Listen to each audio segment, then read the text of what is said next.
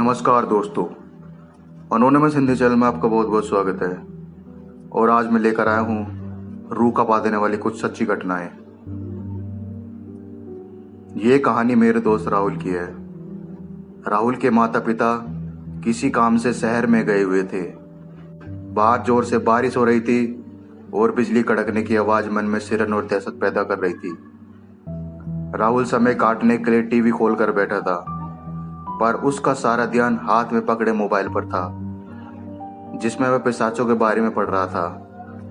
तभी अचानक जोर से बिजली कड़की और घर की बिजली चली गई। घुप अंधेरा छा गया। बाहर भी कुछ नहीं दिख रहा था। इन्वर्टर भी एक हफ्ते से खराब पड़ा था, जिसको सही कराने के लिए राहुल के पापा ने उसको बहुत बार बोला था। बस आदत के चलते राहुल उसे एक हफ्ते से टाल रहा था।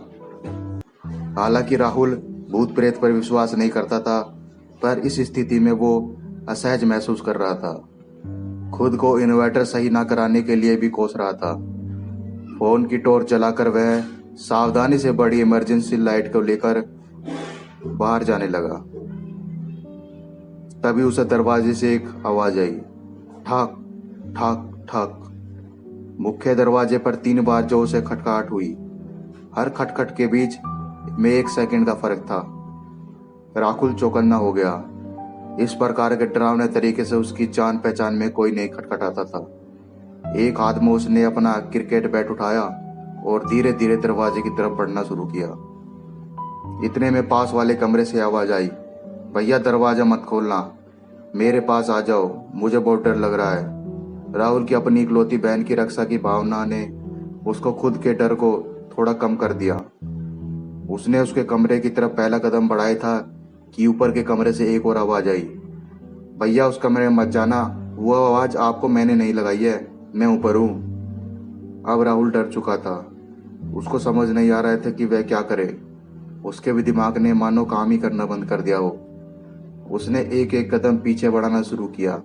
वह एक मेज के पास आकर रुका। अभी की स्थिति समझने में नाकाम था। घुप अंधेरे में जब बाहर की बिजली कड़की तो उजाले से कमरा पल भर के लिए जगमगा गया। राहुल के फोन पर एक मैसेज आया। उस मैसेज को पढ़कर राहुल के शरीर में एक दहशत भरी सिरन सी दौड़ गई। उसके चेहरे का रंग उड़ गया और मुंह का पानी पूरी तरह से सूख गया। उस मैसेज में लिखा था, भैया मैं मम्मी और पापा बारिश की वजह से आने में थोड़ा लेट हो जाएंगे। उसे तुरंत याद आया कि उसकी बहन अपने माता पिता के साथ बाहर गई है। अब वह सोचना भी नहीं चाहता था कि दरवाजे पर और कमरों में आखिर कौन है। मेरा नाम मोहाना मुखर्जी है। मुझे जेईई एग्जाम के लिए रात को 1 या 2 बजे तक पढ़ाई करनी होती थी। मुझे 8 दिसंबर 2017 का वो दिन याद है। दिन भर ट्यूशन के बाद मुझे लौटने में शाम के 7 बज गए थे। मैंने पढ़ाई करने की कोशिश की, पर दिन भर बेहद थकान होने के कारण मुझे रात के भोजन के बाद 8 बजे नींद आ गई। अचानक मुझे जोर से खटखटाने की आवाज़ सुनाई दी। मैंने एकदम बिस्तर से उठकर अपना कमरा देखा। वहाँ पर कुछ भी असामान्य नहीं था। कमरे से बाहर निकलकर देखा तो वहाँ पर भी सब कुछ सामान्य था। मेरे माता पिता गहरी नींद में सो रहे थे। मेरी दादी टीवी देख रही थी। मेरी दादी रात को 3 बजे तक इसलिए टीवी देखती थी ताकि वे चेक कर सके कि मैं पढ़ाई कर रही हूँ या नहीं। मैं वापस अपने कमरे में आई और बिस्तर पर फिर से सो गई। मगर 2 मिनट बाद मुझे आवाज़ दोबारा सुनाई दी। इस बार से मैं सतर्क हो गई। मैंने एकदम से स्थिति जानने के लिए दरवाज़ा खोला और पाया कि मेरे घर के किसी भी सदस्य ने यह आवाज़ नहीं सुनी थी, क्योंकि मेरे मम्मी पापा सोए हुए थे। दादी अपने कमरे में थी और इतनी उम्र की महिला के लिए इतने थोड़े समय में दरवाज़ा खटखटा कर वापस चले जाना बहुत ही मुश्किल था। इसलिए किसी के द्वारा मेरे दरवाजे को खटखटाने की संभावना नहीं थी। अब मैं डर से काँप रही थी। मेरा फ्लैट बिल्डिंग की 6वीं मंजिल पर था, इसलिए कोई मेरी खिड़की को खटखटा सके यह संभव नहीं था।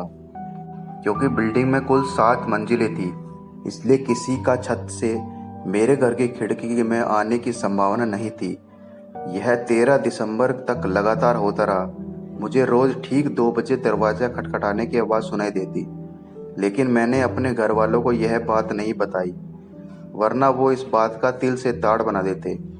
15 दिसंबर 2017 को और ज़्यादा चौंकाने वाली खबर आई जब समाचार पत्र में पास की एक झील में एक लड़के के डूबने की खबर छपी और जब उसके शरीर के अवशेषों में केवल उसकी उंगलियां नहीं थी।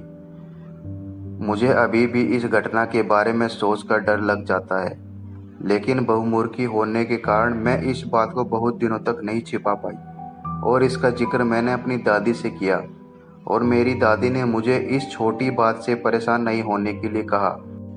दोस्तों, अगर आपको इसी तरह की कहानी पसंद है तो प्लीज़ मेरे चैनल को लाइक और सब्सक्राइब कीजिए ताकि मैं इसी तरह की नई नई कहानी आपके लिए लाता रहूँ।